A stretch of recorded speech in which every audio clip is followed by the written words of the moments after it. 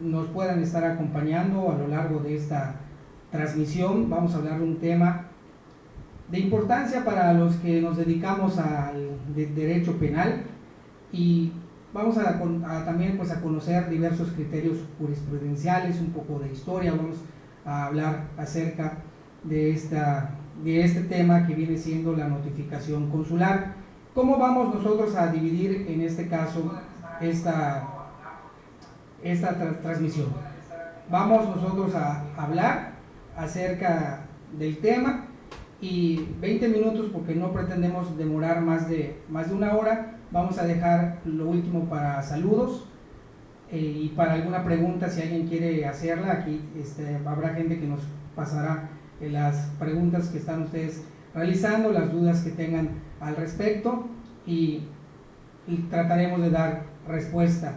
Muchísimas gracias a todos los que están viendo. Quienes gusten compartir esto lo pueden hacer a través de sus redes sociales, en la página de Servicios Jurídicos y Periciales e Immigration Services Yucatán.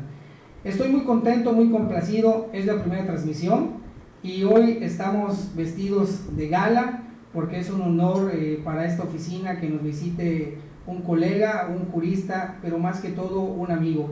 Moisés Almeida Maldonado, muchísimas gracias por estar aquí, amigo. Gracias, mi apreciable Luis Jiménez Santana. Antes que nada, buenas tardes, te saludo con gran afecto, con gran admiración. Agradezco esta invitación después de años que ya nos conocemos, como bien él ha dicho, nos hemos visto en diferentes trincheras, en parte del trabajo, hemos estado juntos y hoy coincidimos en esta mesa de charla, que no venimos a querer descubrir ningún hilo negro, ni a descubrir alguna punta de alguna madeja, simplemente una charla entre amigos, juristas, abogados. Esperemos que participen y aquí estamos para tratar de averiguar algo más, y si no, también lo podremos buscar por otros medios. Gracias por esa invitación. Así es, amigo, sabes que pues eres bien recibido, y algo que estás comentando, eso es muy importante. Mientras nosotros más queremos profundizar el conocimiento, son más dudas las que se nos van generando. Mientras más sabemos, más necesidad tenemos de buscar. En lo que seguimos ubicando que la gente se conecte, el motivo de esta plática pues nace para celebrar en este caso pues el Día del Abogado. Pues obviamente se celebrará en México el día 12 de julio, el día domingo, buen día para que nosotros los abogados pues podamos en este caso felicitarnos, ¿verdad? Y festejar. Pero amigo, estamos viviendo un año importante, 2020, muchos cambios. Estamos viviendo en este caso una pandemia, una contingencia a nivel internacional, y este será un día del abogado diferente, definitivamente, porque somos una generación nueva en el siglo XXI y festejaremos en contingencia, encerrado. ¿Qué opinamos al respecto de esta situación? Dijiste una palabra muy importante: festejaremos. Es cierto, siempre tenemos que adecuarnos a las circunstancias. Dicen por ahí en alguna frase, creo que todos lo hemos escuchado, es renovarse o morir. Creo que, como has dicho, estamos en algo que difícilmente hubiéramos pensado. Quizá lo vivieron generaciones de hace muchísimos años. Hablo de la Edad Media, cuando hubo la gran pandemia de la peste bubónica que todos conocemos, que lo equiparo en mi muy particular punto de vista, algo similar, claro, en otras tecnologías ahora. Pero no por eso quiere decir que quede desapercibido el Día del Abogado. Al contrario, con nuevos métodos, nuevas técnicas, nuevas formas, como lo es ahora precisamente las tecnologías, las plataformas. Incluso ahora veo que se está implementando los sistemas de audiencias, se quieren implementar nuevas formas, y precisamente más al rato también una clase, como bien dijiste hace un momento, siempre hay que ir hacia adelante, 1, 2, 5, 10 pasos hacia adelante, porque no podemos de ninguna manera retrasarnos. Habrá pandemias, es cierto, desafortunadamente, pero tenemos que seguir adelante como juristas, y sobre todo en beneficio de la sociedad, que es, al menos yo así lo pienso, y en lo particular como servidor público, a quienes nos debemos a esa sociedad, y no poner de pretexto una pandemia o algo de esto para no servir y seguir sirviendo a esa sociedad.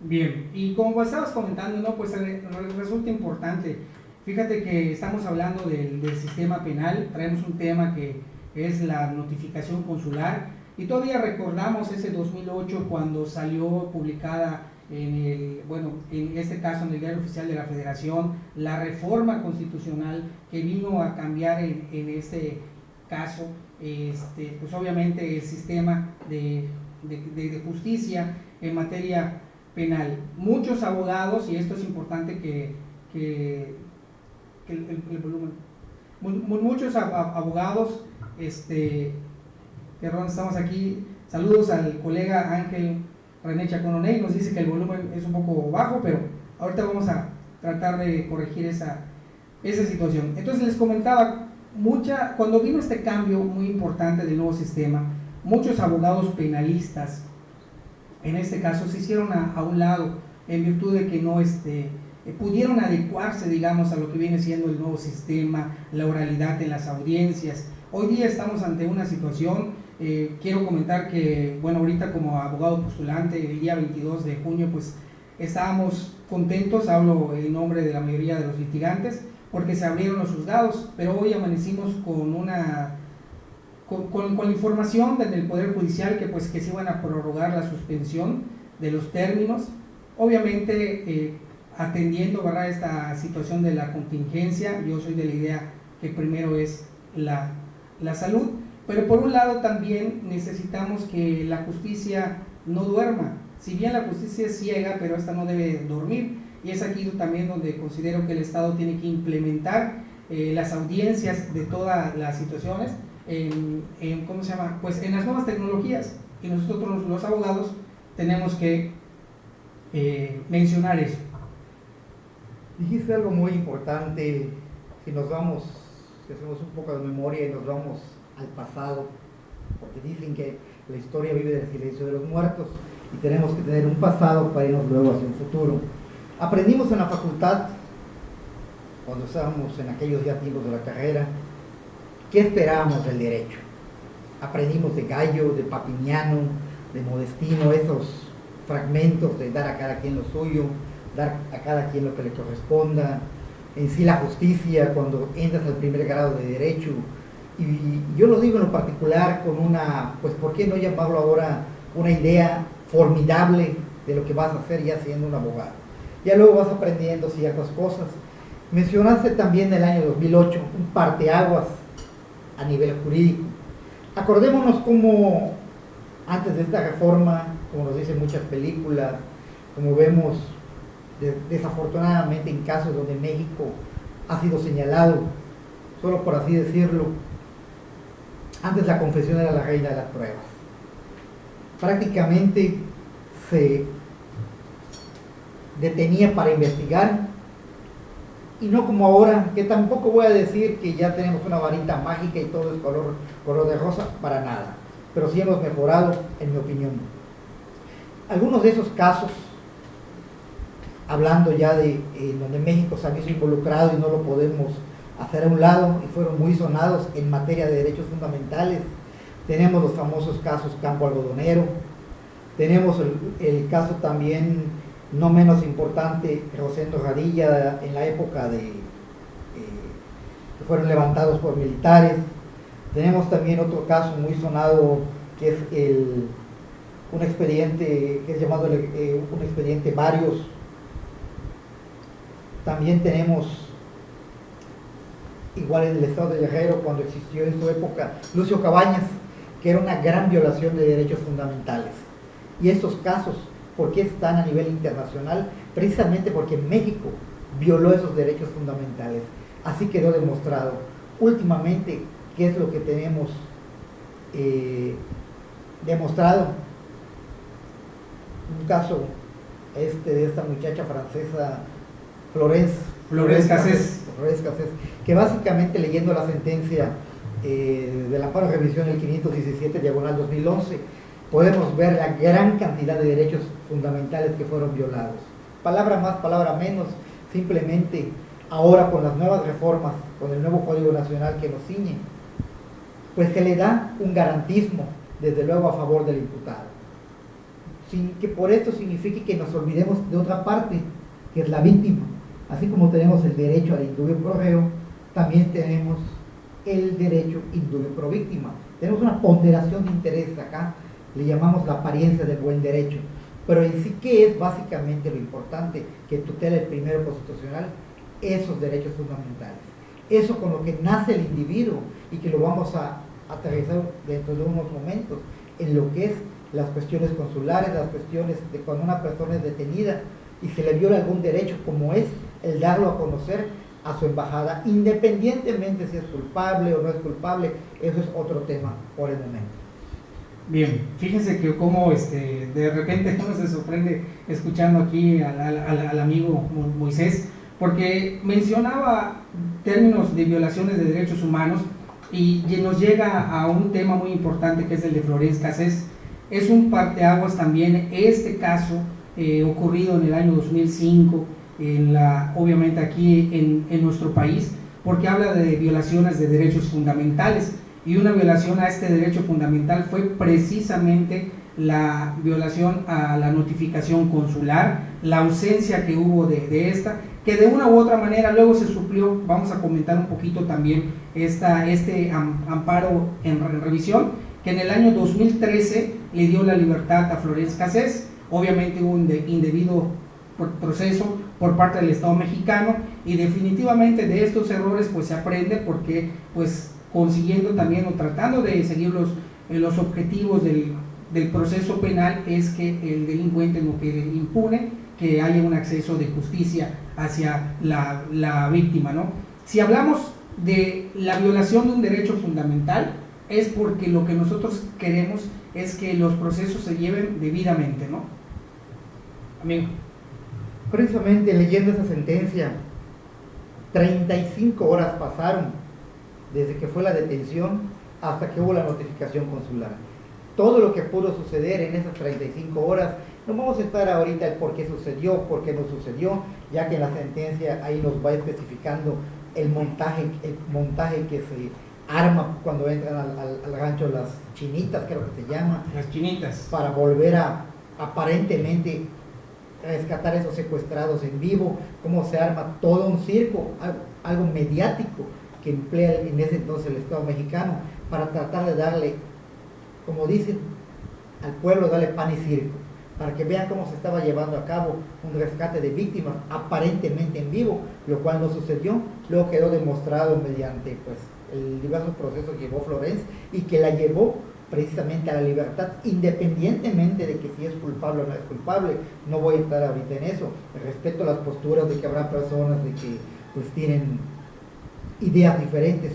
A lo que nos estamos ciñendo ahorita en estos momentos es únicamente a ese debido proceso, a ese 14 constitucional que fue violentado, y eso llevó simplemente a ponerla en inmediata libertad, independientemente si lo hizo o no lo hizo, ya que ella lo decía que no, que su novio también ya no era su novio. Bueno, simplemente ¿qué pasó? 35 horas en que se violentó ese debido proceso al no dar la notificación consular y todo lo que sucedió, y que lo llevó finalmente a que ella ganó ¿qué? Su libertad.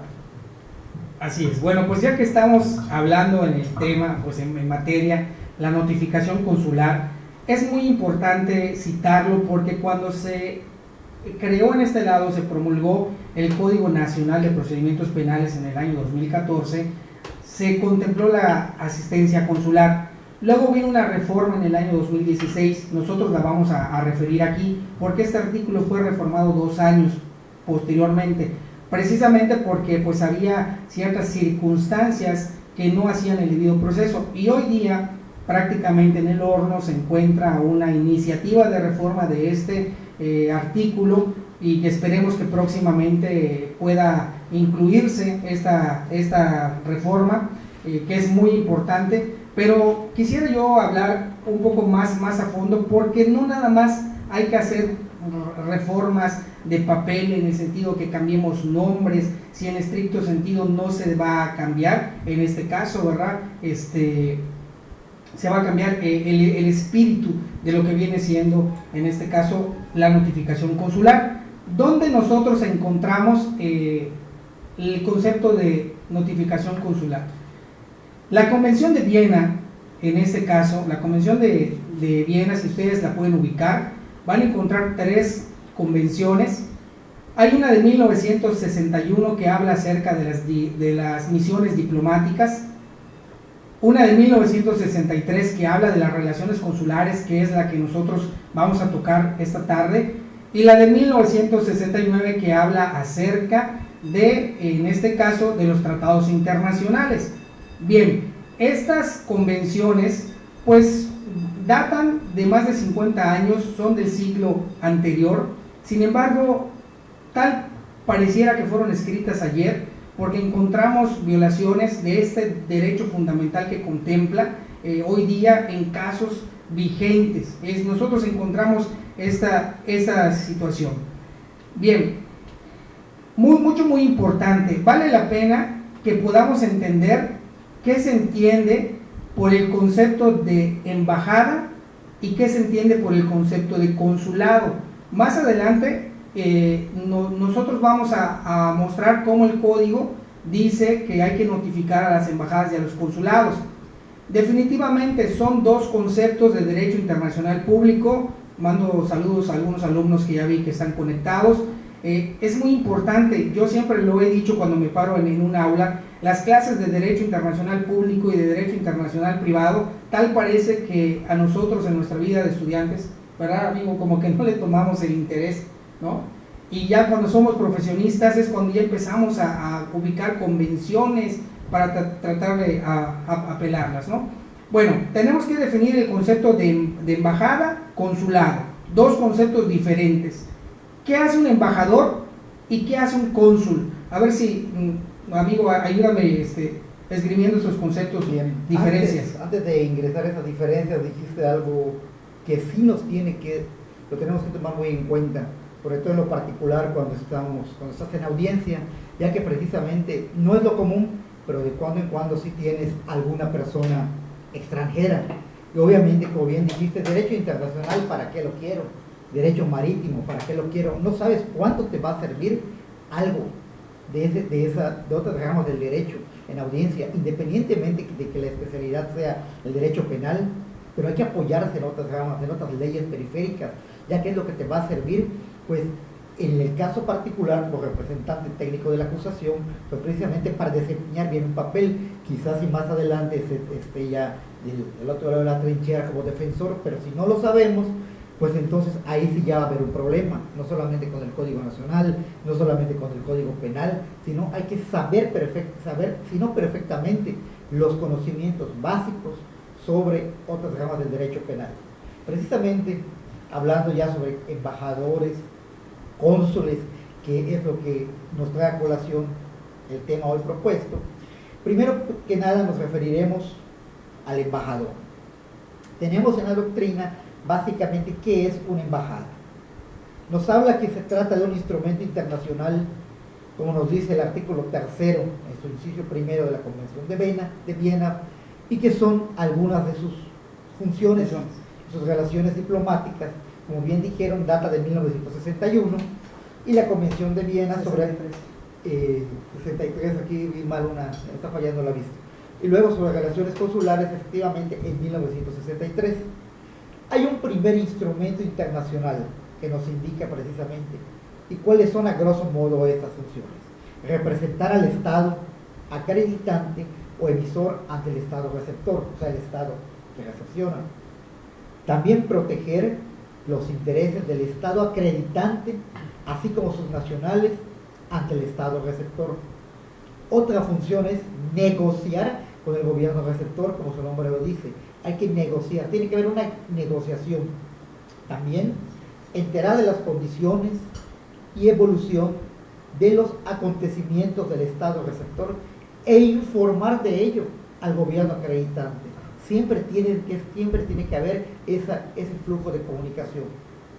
Otro dato es fomentar las relaciones amistosas y desarrollar las relaciones económicas, culturales y científicas entre ambos estados parte. Eso es básicamente lo que se refiere a una embajada. Bien, bueno, pues como estamos escuchando, el embajador en este caso pues es el representante del país, vamos a suponer en ese caso, pues en México, este embajador tiene una misión diplomática, puede ser asignado, podemos poner un ejemplo, ¿no? En China, en Venezuela, puede estar asignado ahí, pero su función, según entendí por lo que me estás relatando, es más que todo diplomática, una representación política, ¿no? Así es, como su nombre lo dice, son esas relaciones, porque tiene que haber esa, voy a llamarla así con peras y manzanas, esa camaradería entre los estados parte que siempre tiene que haber. ¿Para qué? Para fomentar esas relaciones comerciales, como su nombre lo dice también, diplomáticas, relaciones que siempre tiene que haber entre todos los países, sobre todo ahorita que estamos en un mundo globalizado. Eso lo vemos nosotros establecido en la Convención de Viena de 1961 de las misiones diplomáticas, pero ¿cuáles entonces serían las funciones de un cónsul? Eso está previsto en la Convención de Viena, pero de 1963. ¿Cuáles serían las funciones? Efectivamente, ahora pasamos a otro tema similar, pero no igual, precisamente con otra figura, ahora la del cónsul. Recordemos que esta figura la venimos escuchando desde que éramos pequeños en películas, en historias, y ahorita ya las aterrizamos. Una función, por ejemplo, de un cónsul es proteger en el estado receptor los intereses de ese estado que envía y de sus nacionales, sean personas naturales o sean personas jurídicas, es decir, persona física, Juan, Pedro, Gonzalo, o personas jurídicas, personas morales, que recordemos que también tienen derechos. Todo esto dentro de los límites permitidos por el derecho internacional, que es el que tutela todas esas relaciones, precisamente como antes lo mencionábamos. Ahora bien, con el fin de facilitar el ejercicio de esas funciones consulares relacionadas con los nacionales del estado que envían, pues las funciones significa que se pueden comunicar libremente los nacionales del estado que envían y visitarlos. Prácticamente es tener una libertad de comunicación. Esa es la función básicamente de un cónsul, ya es entre los interesados, como nos dice que los funcionarios consulares tienen derecho a visitar, en este caso, al nacional del estado que envía, que se haya detenido o arrestado o en prisión preventiva. ¿Para qué? Para platicar con él, para organizar su defensa ante los tribunales. No estamos diciendo simplemente que vamos a cumplir con un requisito. El detenido, el preso, como le llamemos, lo tiene que entender, tiene que perfectamente, él le tiene que quedar claro, así como actualmente a cualquier nacional, si lo detienen, sabemos que le tienen que leer sus derechos, pero no es básicamente te los leo, me los firmas y ya. No, los tienes que entender, los tienes que saber por qué pasa esto, por qué sucede esto. Y nosotros lo vemos, por ejemplo, cuando estamos en audiencia, aunque tengamos todas las actas firmadas por él, pero no es lo mismo que las haya firmado, lo entendió, sabe qué se refería, y si una cosa no lo entiende esta persona, por eso el juez se lo explica de nuevo, aun que sea la obligación del asesor, del defensor, en este caso también del fiscal. Todos tenemos que promover ese entendimiento. Y ahora, en este caso, es la función de los cónsules en cuanto a los detenidos extranjeros. Bien, entonces, como recapitulando lo que el abogado nos está comentando, el cónsul es quien tiene en este caso la obligación, porque es una obligación de visitar a las personas que son de su nacionalidad. Y prácticamente lo que nosotros pudiéramos observar aquí es que, bueno, si es detenido en México un extranjero, pero también pudiera resultar, si usted, algún familiar suyo, por alguna situación, equivocación, viaja al extranjero y obviamente pues resulta detenido, sabe usted que este es un derecho fundamental, que tiene usted la posibilidad de comunicarse con su cónsul.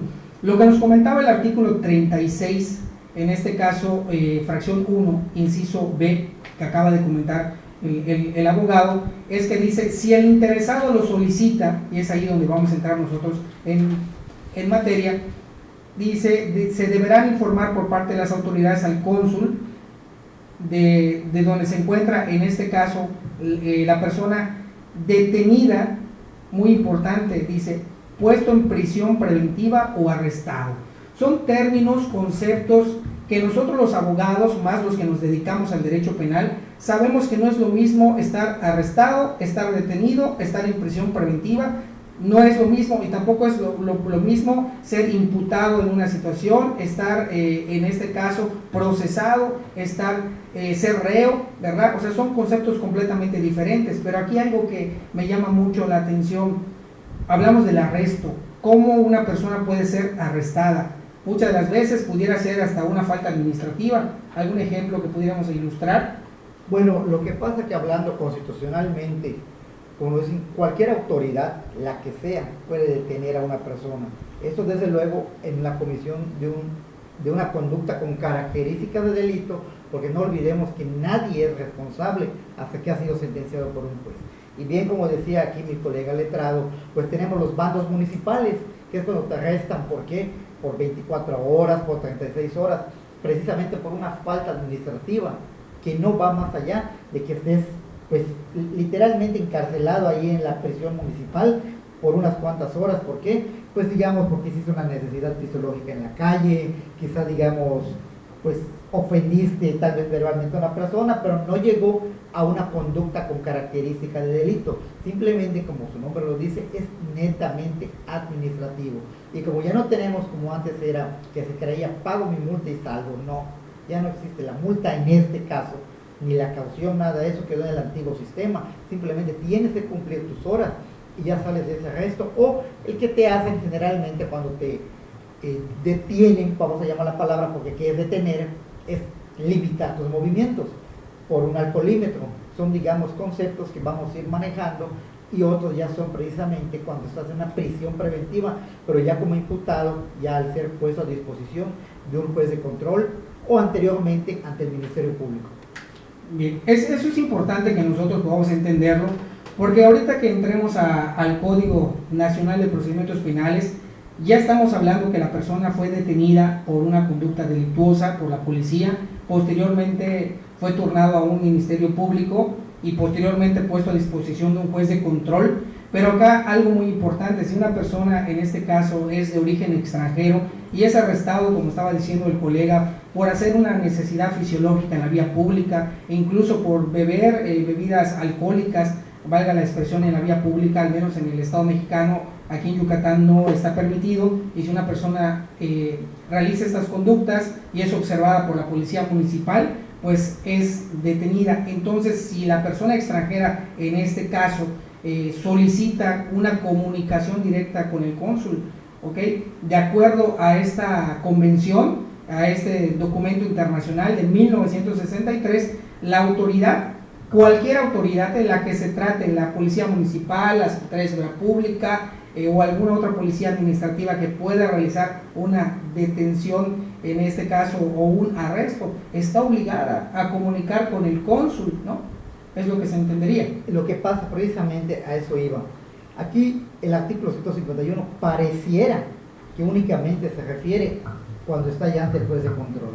En mi opinión, si analizamos las convenciones, si analizamos los demás ordenamientos internacionales, como su nombre lo dice, desde que la persona es detenida, y vamos otra vez a lo mismo, cuando es detenida, cuando te está deteniendo el policía preventivo, cuando te está deteniendo el Ministerio Público o la Policía Ministerial, no lo dice. En mi opinión, es desde que estás siendo privado de tu libertad. Desde ese momento ya se le debe poner en conocimiento al cónsul. ¿Por qué? Porque tú como extranjero ya fuiste privado de tu libertad y tienes que darlo a conocer. Efectivamente, el 151 nos habla en su quinta línea. El juez de control deberá notificar a las propias embajadas o consulados, publicación del 2014, efectivamente, la detención es el artículo antiguo de dicha persona registrando constancia de ello. Y si luego nos vamos al 151 reformado, ¿en qué consistió eso básicamente? Que ya vamos a entrar, si él lo desea, pero esto hay algo muy importante, que aquí hacemos un parteaguas, tiene que ser acompañado de su defensor. Ahora, ¿por qué no vamos a omitirlo? Esto no sucede cuando está detenido por ejemplo, en una policía preventiva, una policía municipal. Esto no sucede, ahí no tiene defensor. ¿Cuándo es el defensor? Hasta el Ministerio Público o hasta el juez de control. Entonces, ¿qué tenemos? Aparentemente aquí un choque, tenemos una laguna, porque si no tiene defensor, luego entonces no es válido. Tiene que haber defensor. Por ejemplo, me niego a que le notifiquen a mi embajada, a mi cónsul, a la autoridad internacional, pero tienes que saber por qué, y tu defensor ya te lo tuvo que explicar muy bien qué consecuencias puede tener. Una que se me viene a la mente, lo platicábamos la otra vez, ¿qué tal si esta persona detenida en su país, pues la están persiguiendo, es un perseguido, o qué tal si lo quieren matar, qué tal si lo quieren perjudicar? El hecho de dar conocimiento a su país, en lugar de ayudarlo, lo vas a perjudicar y van a acabar matándolo. Por eso tiene sus bemoles este artículo en que se reforma si él lo desea, desde luego asistido con su defensor.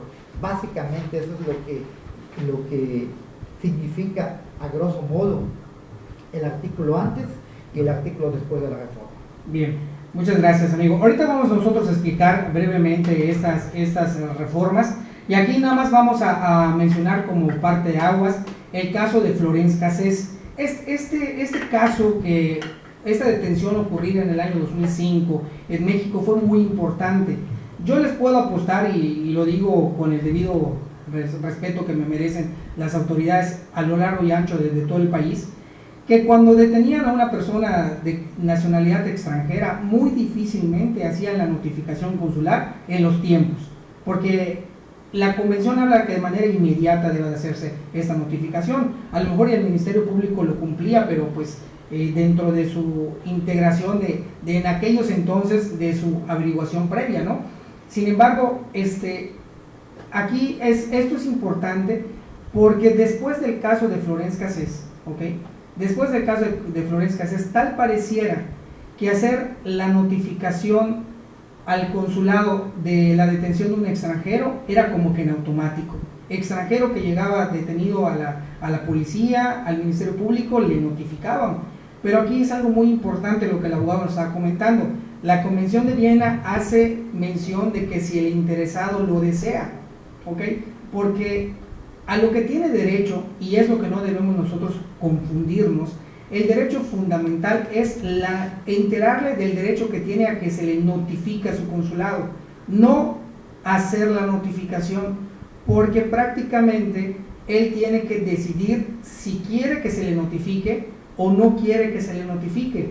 Esto debido a que el extranjero pudiera estar siendo perseguido de manera política, o pudiera estar siendo perseguido por la delincuencia organizada de su país de origen, y su vida pudiera estar en riesgo. A lo mejor ingresó al país huyendo de alguna situación, y aquí pues se vio inmerso en alguna cuestión de carácter delictuosa que lo llevó a un procedimiento.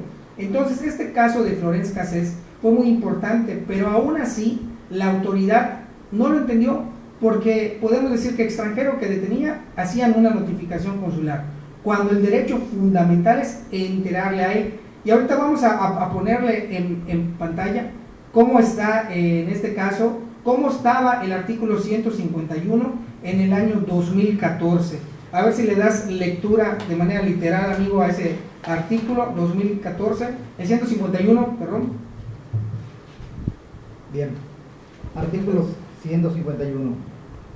Asistencia consular.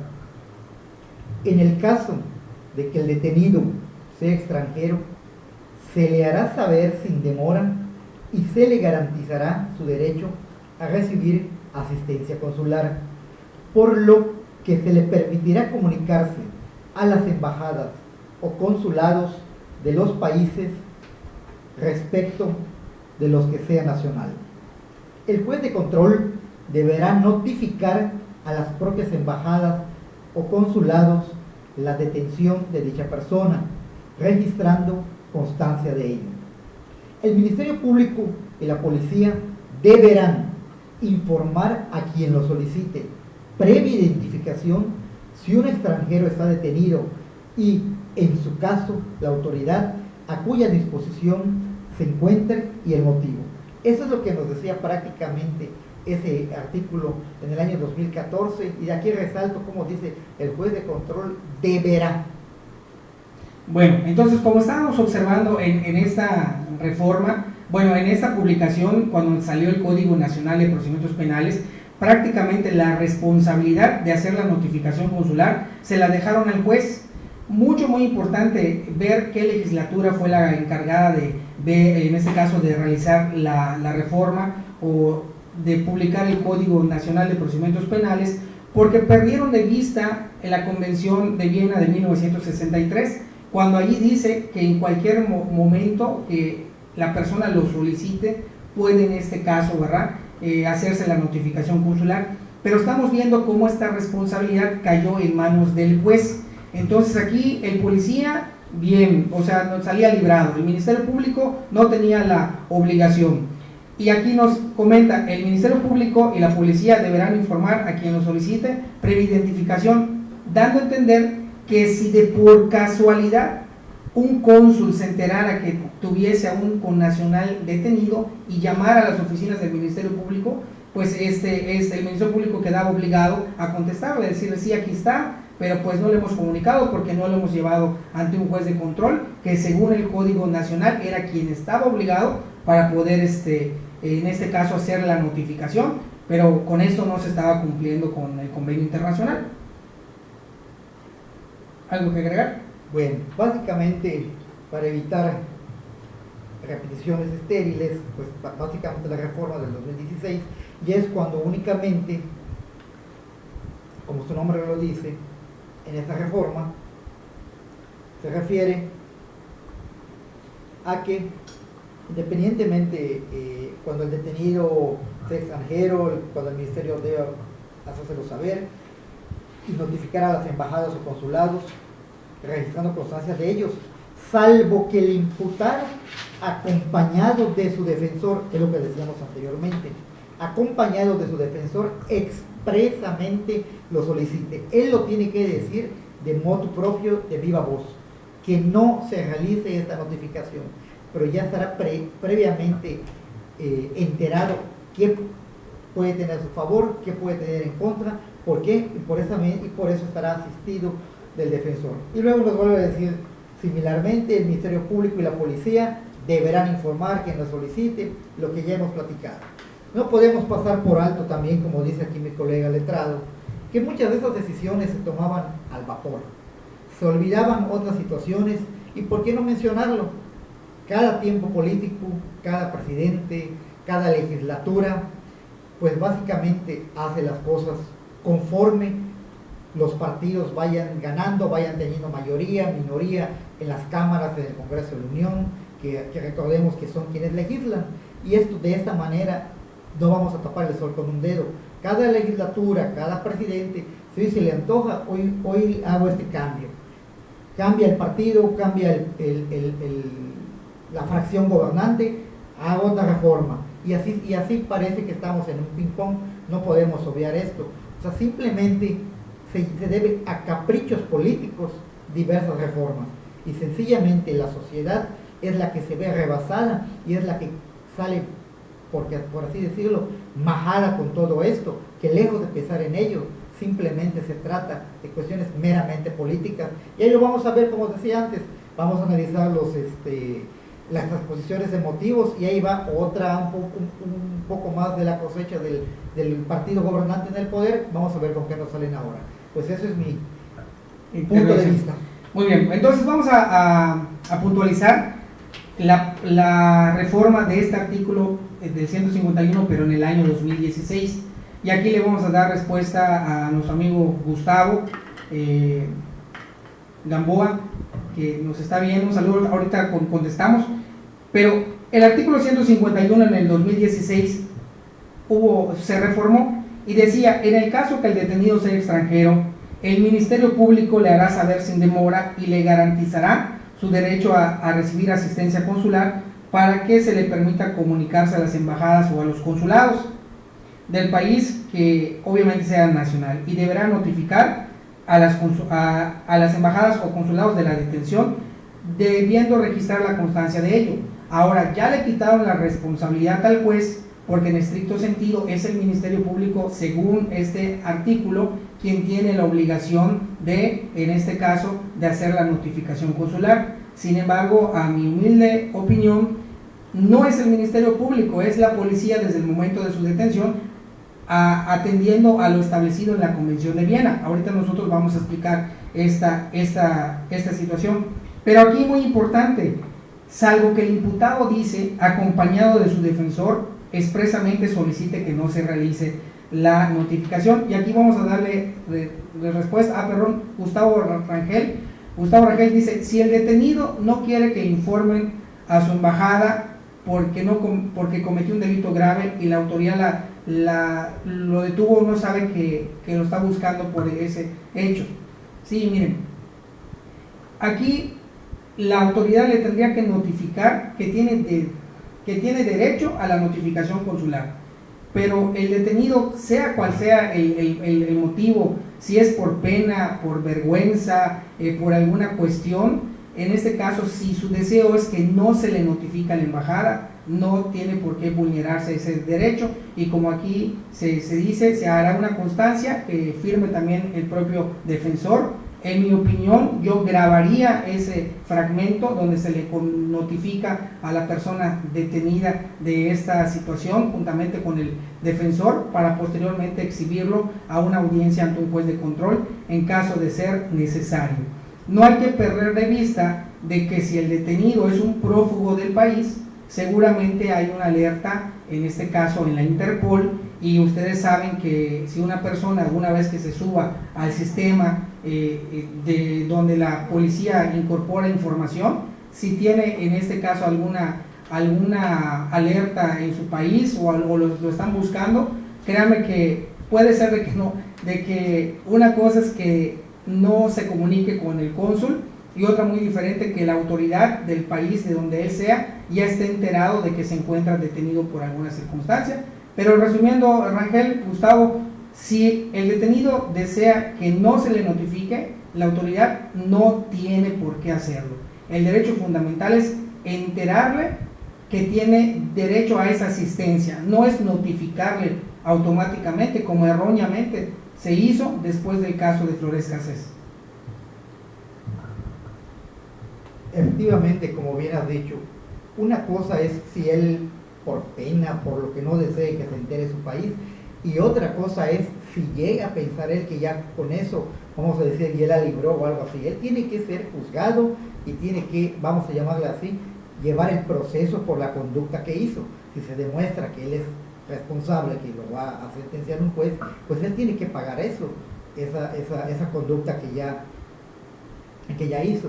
Y lejos de ello, simplemente, como bien decía aquí mi colega, tenemos que, ya sea del lado que estemos defensores o como órgano técnico de la acusación, pues tienes que tomar cualquier providencia, cualquier medio para dejar registrado que esa persona realmente se cumplió con esa situación, con ese derecho que le asiste, porque a contrario censo, luego lo puede utilizar en contrario y meter en problemas a la gente del Ministerio Público o incluso hasta al defensor, porque sabemos que el defensor también tiene obligaciones, y si están los registros, si se tienen esos datos, así como mencionó, por ejemplo, inclusive videograbarlo, pues aunque él diga que no es cierto o algo similar, aquí está, señor juez, aquí está el documento o cónsul donde se cumplió plenamente y a cabalidad con lo que mandata la legislación, y no tendremos así ningún problema y se están salvaguardando todos los derechos fundamentales.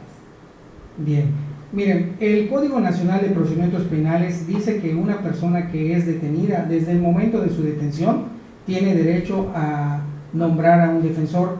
¿Qué es lo que pasa? Y en la práctica esto sucede mucho. Cuando una persona es detenida y hace 24 horas, 12 horas, 36 horas en la Secretaría de Seguridad Pública, difícilmente se le permita nombrar, en este caso, a un defensor particular. Desde luego, ya cuando llega al Ministerio Público, pues a lo mejor y algunos defensores tenemos como que la problemática para, en este caso, nombrarnos, y necesariamente es hasta el juez donde hacemos este nombramiento. De ahí que la convención no no se equivoca y dice que la persona detenida, en este caso en prisión preventiva, si desea que se le notifique a la autoridad consular, desde ese momento debe de hacerse la notificación. Miren, en el año 2019, en diciembre, ubicamos que hay una iniciativa de reforma del artículo 151, ¿no? Propuesta por el diputado Manuel López Castillo, del grupo parlamentario del partido que actualmente está en el poder, y obviamente este es un diputado del norte del país que pretende modificar de nueva cuenta, en este caso, pretende modificar de nueva cuenta el artículo 151. Y si ustedes pueden ubicar, así como se los comento, iniciativa de reforma del artículo 151, ubicarán que en este caso el diputado lo que pretende hacer es suprimir, no sé si podemos ver en pantalla el artículo 151-2016 otra vez, porque dice que se le tiene que avisar a su embajada y a su consulado, ¿ok? Pero ya el maestro Moisés nos explicó que el embajador aquí no tendría por qué conocer que hay un detenido de su nacionalidad, ya que la relación que él tiene en este caso es diplomática, política. Al quien hay que notificar es al cónsul, ¿no? Entonces, la propuesta es de que se cambie el artículo y más bien que se suprima, en este caso, la notificación a la embajada. Toda vez que yo estoy de acuerdo con él, es ocioso que el código diga que se le notifique a las embajadas. Las embajadas no tienen una naturaleza jurídica, sino más bien diplomática y de representación que no tiene nada que ver con lo jurídico. Entonces aquí la propuesta es de que se cambie, pero a mi apreciación es de que también, así como en el 2014 decía el juez de control y en el 2016 el Ministerio Público, debe de agregarse para que esté acorde a la Convención de Viena de 1963 desde el momento de su detención por parte de la policía municipal, estatal, federal, de cualquier de los tres órdenes de gobierno. Desde ese momento, si el interesado lo necesita o lo solicita más bien, deba de ser en este caso informado del derecho fundamental. Efectivamente, pues ahorita porque estamos tratando las cuestiones de detenidos, obviamente extranjeros, pero no debemos pasar por alto, y porque obviamente el famoso caso Flores Cassés pues fue algo mundialmente conocido, que incluso llegó a afectar, entiendo, según me acuerdo, las relaciones diplomáticas Francia-México.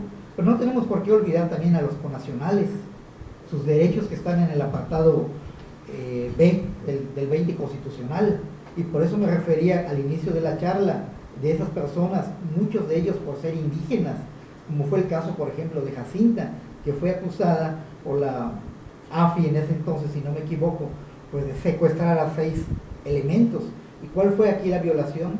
Simplemente no tuvo derecho a un traductor, que si bien es cierto no es extranjera, pero el no tener derecho a ese traductor fue condenada a unos años. Ya después, gracias a diversos organismos internacionales, logró su libertad, como los otros casos que también mencioné, el caso Montiel Flores contra México, pura violación de derechos fundamentales. Esto fue en 1999 en el estado de Guerrero. También hubo el caso, reitero, el caso de Rosendo Radilla Pacheco, del expediente 912-2010, agosto 1974. Todos estos se trata de pura violación a los derechos fundamentales, y por qué no decirlo, México quedó muy mal parado. Incluso hubo, no tengo ahorita en la mente el año, en donde hubo la disculpa del Estado mexicano por esta violación que hubo, si no me equivoco, en el caso Jacinta, donde plenamente se demostró que se violaron sus derechos fundamentales. ¿Gracias a qué? A que no tuvo el derecho a ese intérprete. Por eso tenemos que ser muy prudentes en ver los juristas que se respeten en todo el país, es el primero constitucional. Bien, gracias.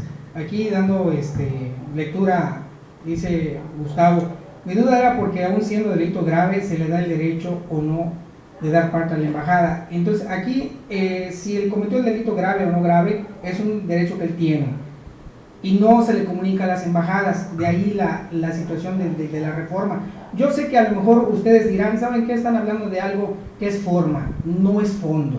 Pero acuérdense que la ley tiene que ser perfecta, y si encontramos conceptos que, lejos de llevarnos a una interpretación correcta, encontramos algún tipo de situación que pudiera conllevar a un indebido proceso que origine tal vez una libertad. Por eso es que yo sí pongo en el tema esta situación. De hecho, vamos a empezar a saludar a muchos alumnos que están terminando su carrera. Yo les dije, este artículo es importante, puede ser hasta, lo pueden agarrar como para que puedan realizar una monografía, una tesis al respecto, porque es un tema muy importante que no estamos considerando. Vamos a saludar rapidísimamente al licenciado Jorge Armando Tamayo, al amigo Leo, abogado, gracias por estar viendo, Ángel René Chacón, abogado, muchas gracias, Gabriel Loría, Gabriel López, muchas gracias, Gabriel, Darinel, María José, María Jesús Medina, Elizabeth Silgi, muchas gracias por saludarnos, por vernos, Claudia, Alberto González, Marco, no sé si puedes leer algunos nombres. Sí, aquí tengo algunos conocidos y compañeros del Ministerio Público, a la Claudia, a Davo Cetina, un buen amigo, un abrazo, a Efi, como olvidar a la gran Efi, nuestra jefa en aquel entonces ya lejano año 2002, 2003 más o menos, pero siempre con mucho cariño y todas sus enseñanzas de ella aprendida, a Carlos de la Cruz, José Felipe Canul, creo que ya lo dije, todos ellos, muchos conocidos y compañeros y grandes amigos de la institución donde orgullosamente me desempeño, y alguna vez mi colega también estuvo ahí sirviendo a la sociedad. Bien, como estaba comentando aquí hace un momento Moisés, la asistencia consular, vamos a poner una jurisprudencia, una tesis en la pantalla. La asistencia consular tiene que ser efectiva, ¿no? Tiene que ser efectiva, y aquella solo es efectiva si se otorga de manera inmediata a la detención del extranjero. Y cuando hablamos de inmediatez, significa desde el momento número 1 en que está detenido en la policía municipal o estatal. Efectivamente, ¿qué nos tiene que quedar en claro? No nada más cumplir con el papelito, no nada más cumplir porque así lo dice el ya muy cacareado Código Nacional. Simplemente eso tiene que reflejarse en la persona. ¿Por qué? Porque si no, es letra muerta. De nada sirve en el ámbito que se trate, la policía municipal, la policía estatal, el Ministerio Público, incluso el juez de control. Efectivamente, esto tiene que tener una trascendencia para que la persona lo vea reflejado en sí, porque además de que tiene su defensor, él es el que está sufriendo la detención, él es el que está sufriendo precisamente estas situaciones. Y si aún más le vas a violentar derechos fundamentales, le vas a violentar varios de ellos, pues entonces, ¿qué va a pasar con esta persona? Y por ende luego esto se refleja en la ya muy molestia que existe de gran parte de la sociedad hacia algunos órganos impartidores de justicia, y esto me refiero a nivel nacional, no estoy hablando de Yucatán, de Tamaulipas, de Campeche, no, a nivel nacional es mi apreciación. Bien, vamos a comentar una tesis con número de registro. Por aquí les voy a dejar la información, 2012-048, cuyo título lleva Asistencia consular, comprende los diversos derechos humanos de la persona extranjera detenida, de contar con un traductor, de ser asistido legalmente por un defensor público o privado, y de contar con el apoyo de la oficina consular de su país de origen. Y hablando en este caso de los connacionales mexicanos, pues sabemos de que hay gente que es de alguna comunidad, en este caso pues tal vez indígena, y necesita un traductor a pesar de que hable el idioma español para que le puedan traducir. Otra de las circunstancias que son muy importantes, sobre todo cuando hay extranjeros, y eso es algo que he aprendido con base a la práctica y también quisiera compartirlo el día de hoy. La asistencia consular se comprende 3 rubros generales, ¿no? El primero es la notificación que se hace al cónsul, el derecho que tiene un abogado y el derecho que tiene de contar con un traductor. Y esto del traductor es muy importante. Podrán tener detenidos de nacionalidad argentina, colombiana, hondureña, nicaragüense que hablan español, pero el traductor es necesario porque el lenguaje jurídico que nosotros manejamos en México no es el mismo lenguaje jurídico que se maneja pues en Centroamérica y en Sudamérica, ¿no? Es completamente diferente. Bueno, Moisés, tú has tomado clases con gente que ha venido de fuera, de Perú, de Colombia, y su lenguaje es completamente diferente, ¿no? Sí, efectivamente, que no tenemos que casarnos únicamente con lo de México y sin ser malinquistas, sin estar atacando al país para nada, pero simplemente que tenemos que saber que efectivamente, por ejemplo, el Código Nacional, tan sencillo, ahí lo tenemos, es una mezcolanza, por qué no decirlo así, de códigos de diferentes países, del código chileno, del código colombiano. Hay figuras que no existen en otros países como es la vinculación a proceso. Hay grandes doctrinarios que han venido a darnos clase y nos explican cuál es la forma de sus países. Uno de ellos, pues, por ejemplo, el juez fiscal, Benavente Torres, que nos ha dado diversos cursos, el maestro Hidalgo Murillo, que nos ha dado otras técnicas, otras enseñanzas. El caso es que tenemos que tener que saber conocer las diferentes modalidades del derecho de varios países. Sería irrisorio que las conozcamos todas, que las sepamos todas, pero sí saberlas al menos para, como dicen, para que no nos agarren fuera de base.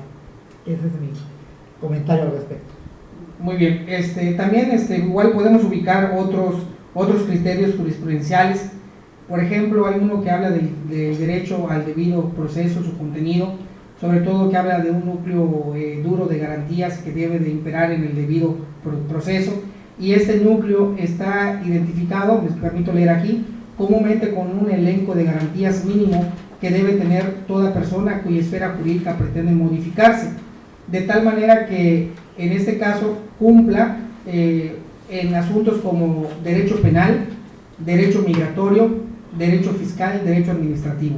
O sea, no nada más en el caso de la asistencia consular estamos hablando de materia penal.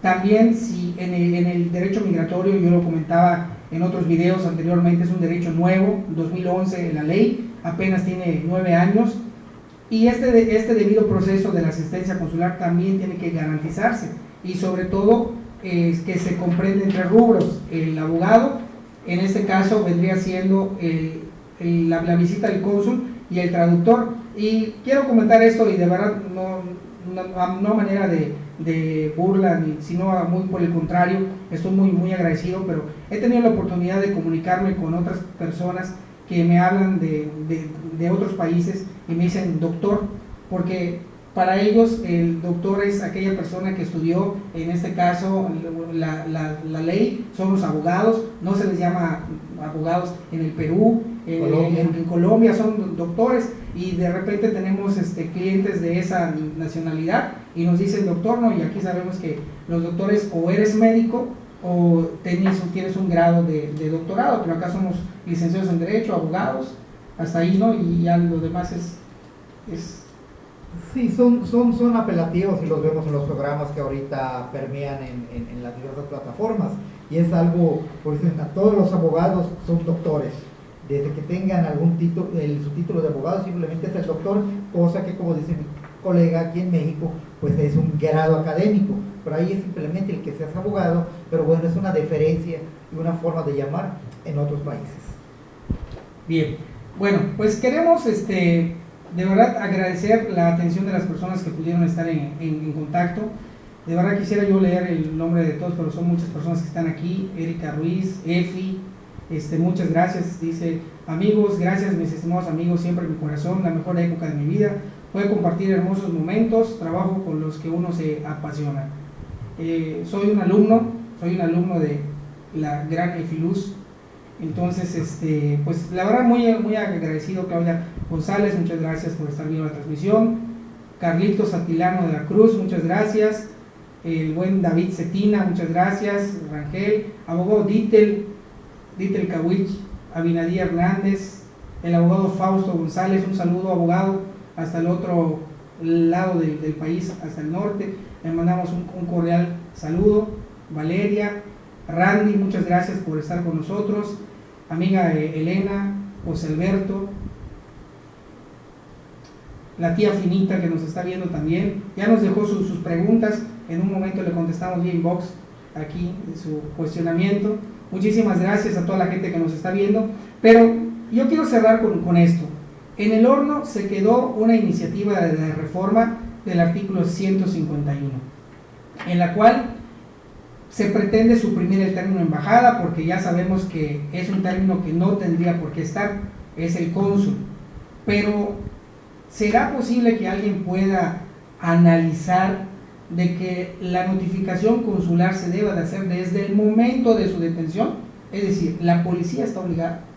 Yo con esto me quiero retirar, amigo, esto lo dejo aquí, vamos a debatirlo, porque la Convención de Viena de 1963 es clara, y considero que 2 reformas, ya viene una más, y no se estaría cumpliendo a cabalidad con lo que dice este documento internacional.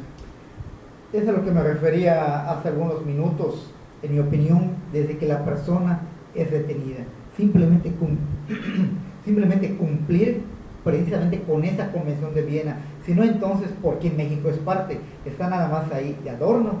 Yo creo que no, está precisamente para cumplirse.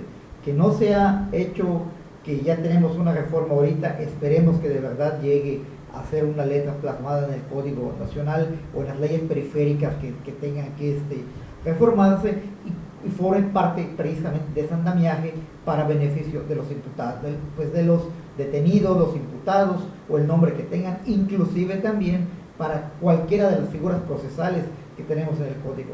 Con mucho gusto les comparto a los amigos, amigas que nos están viendo, mi número particular móvil, pues si hay alguna duda por allá, alguna pregunta, con gusto la contesto, y si no, pues ya sabremos 2 con más dudas, que es el 9992 71 19 85, para lo que necesiten, lo que gusten, ahí estamos, y si no, lo reitero, pues ya tendremos más dudas y las analizaremos juntos.